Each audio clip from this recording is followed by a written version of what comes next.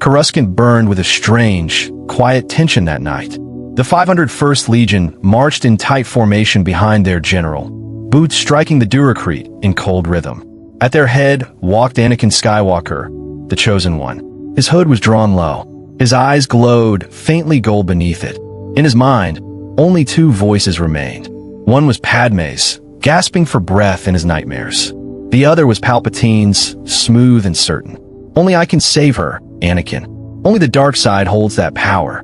He believed it. He had to believe it. The Jedi Temple rose before him, its spires glowing against the night sky. Inside slept the only family he had ever truly known. Masters who trained him, friends who fought beside him, younglings who looked up to him like a hero from the holonet. Tonight, he would silence them all. His lightsaber hissed to life, that familiar blue blade, the same one Obi-Wan had once trusted him to carry. He raised it. The clones lifted their rifles. Then the wind changed.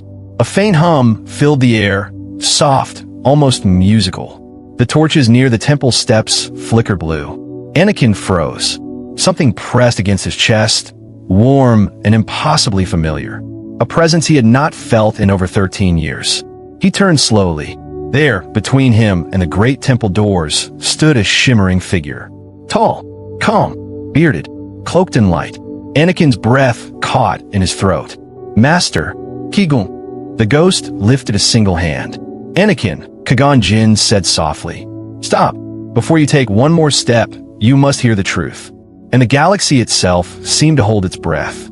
The clones halted behind their general, blasters lowered in confusion. None of them could see the figure on the steps.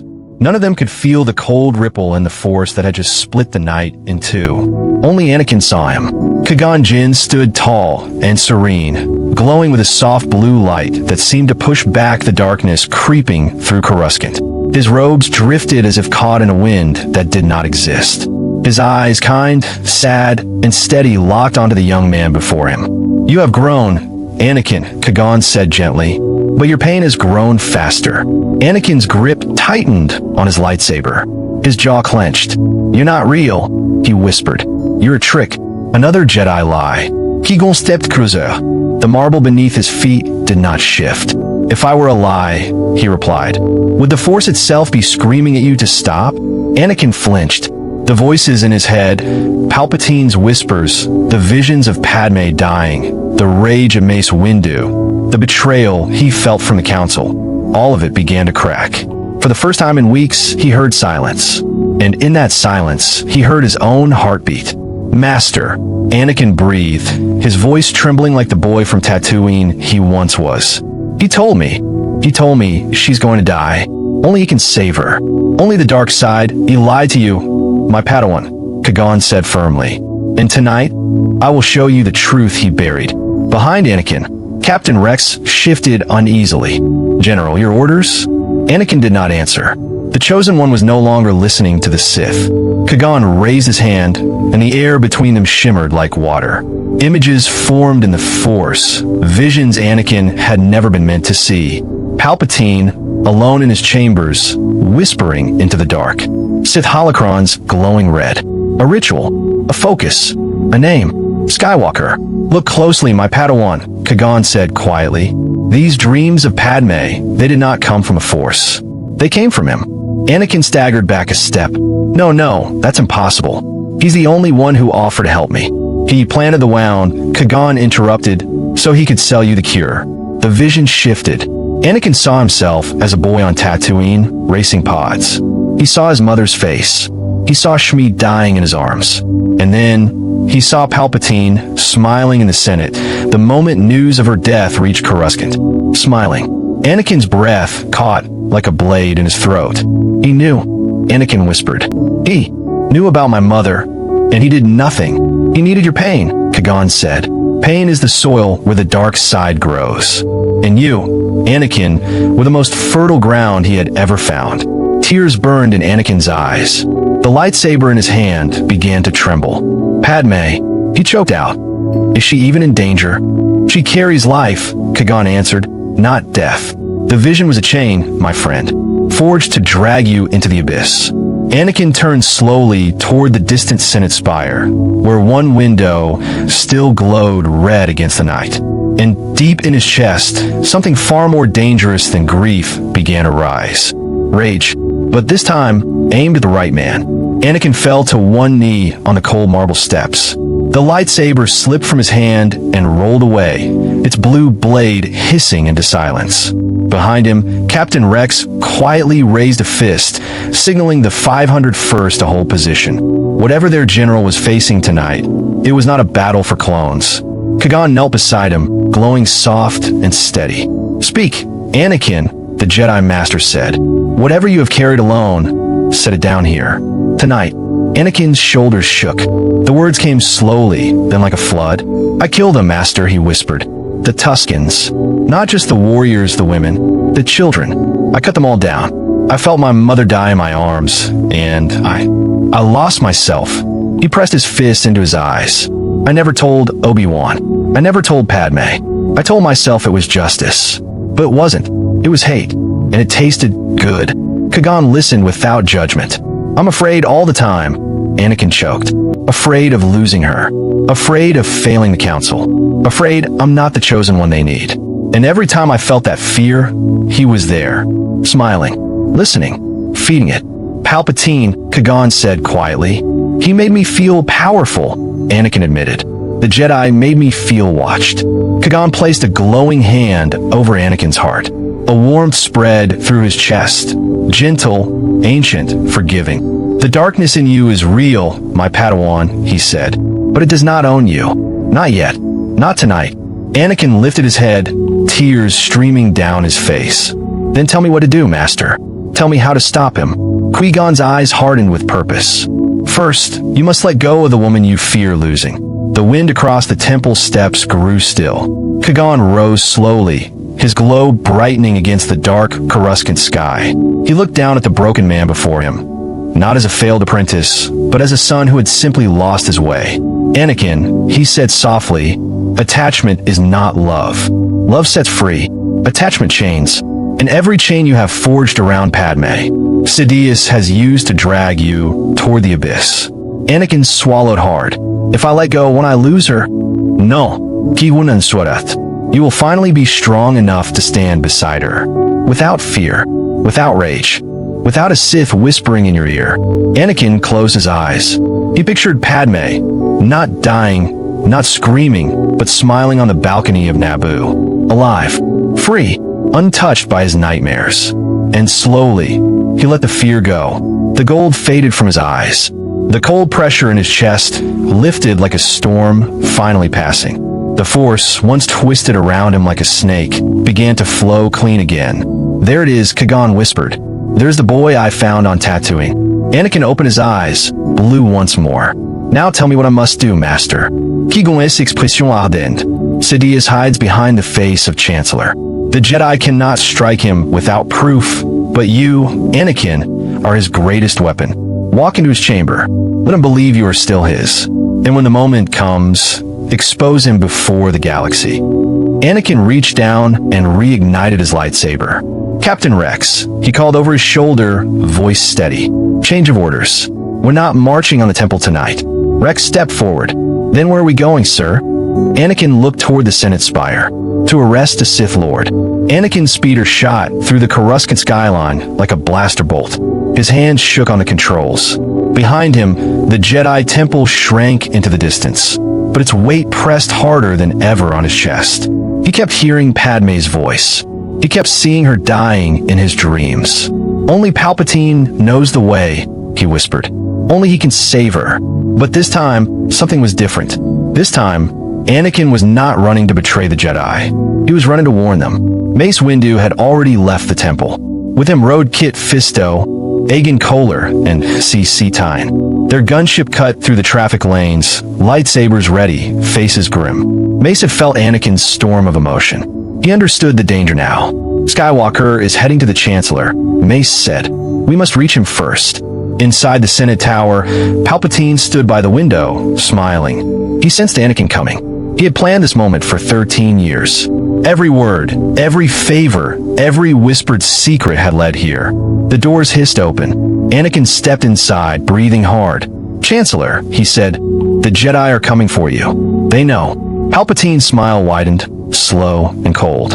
"And what will you do, my young friend? Stand with them or stand with me?" Anakin's hand drifted toward his lightsaber.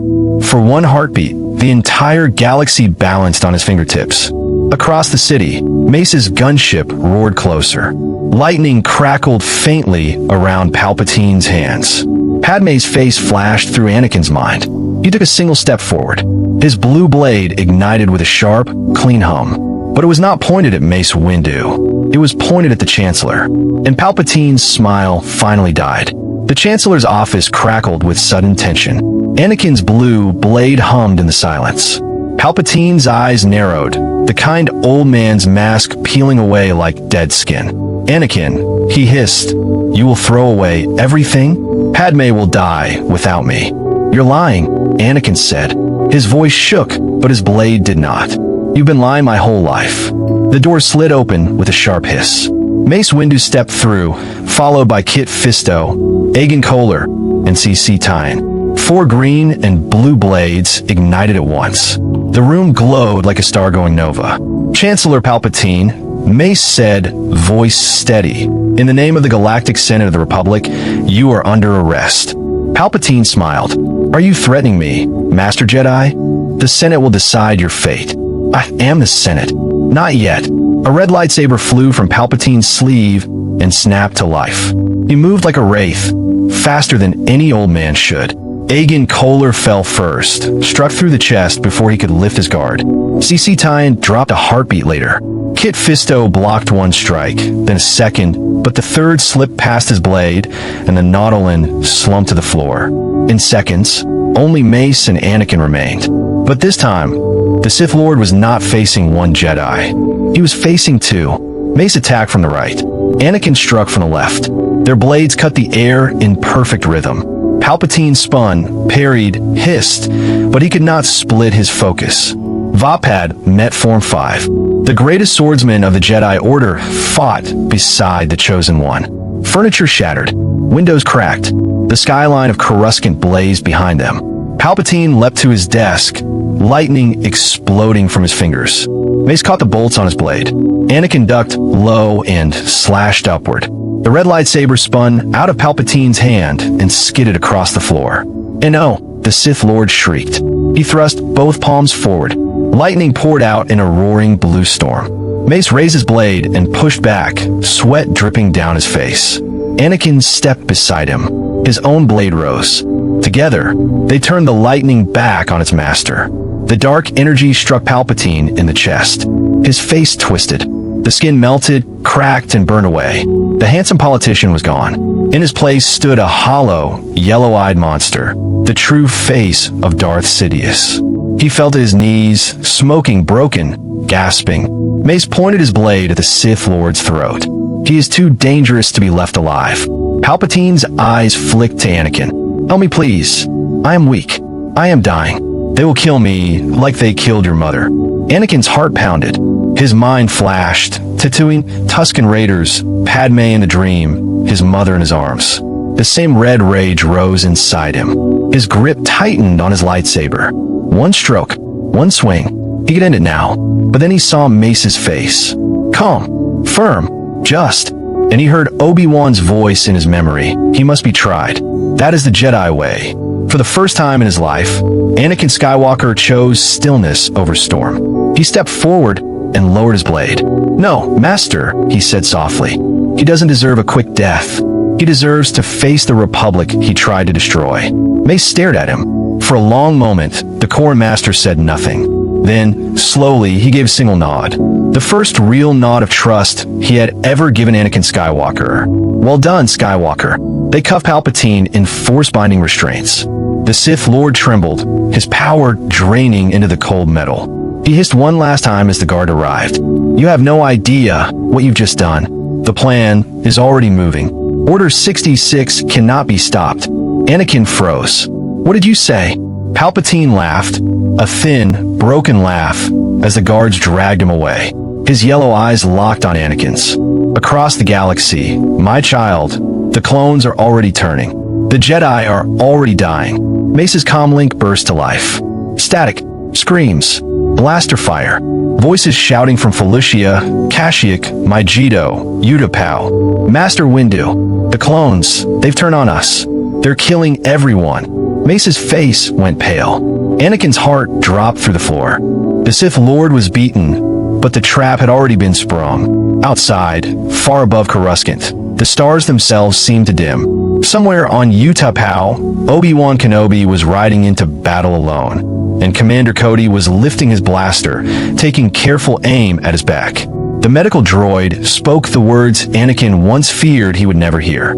"She is stable. The mother and the twins are alive." Anakin fell to his knees beside Padme's bed. Her hand reached up and touched his cheek. In her arms lay a tiny boy with bright eyes. Beside her, a little girl yawned in a soft blanket. "Luke," she whispered, "and Leia." Anakin's tears fell freely. "I almost lost you. I almost lost everything. But you didn't," she smiled. "You chose us. You chose the light." Across the galaxy, the news spread like wildfire. Palpatine's secret commands had been stopped in time. Yoda's warning to the clone commanders had reached every front. Obi-Wan ducked just as Cody's blaster fired, and lived. PLO Koon's pilots stood down. Aayla Secura turned her squad on their own chips. The Jedi Order survived. The Republic did not fall. The Empire was never born. Weeks later, on the steps of the rebuilt Jedi Temple, Anakin stood in golden sunlight. The Council had named him Master. Mace Windu placed a hand on his shoulder, a brother at last. A soft glow shimmered beside him. A familiar figure appeared, calm and kind. "Qui Gon Jinn, you have done what no Jedi could," the spirit said. "You faced the dark, and you walked back into the light. The prophecy is fulfilled, Anakin." Anakin bowed his head. "I had help, Master." Qui Gon smiled. "You always did." Far above, the twin suns of Tatooine and 1,000 other stars shone a little brighter that day. The Chosen One had risen. The Sith were broken. And in a galaxy once doomed to darkness, hope had finally won.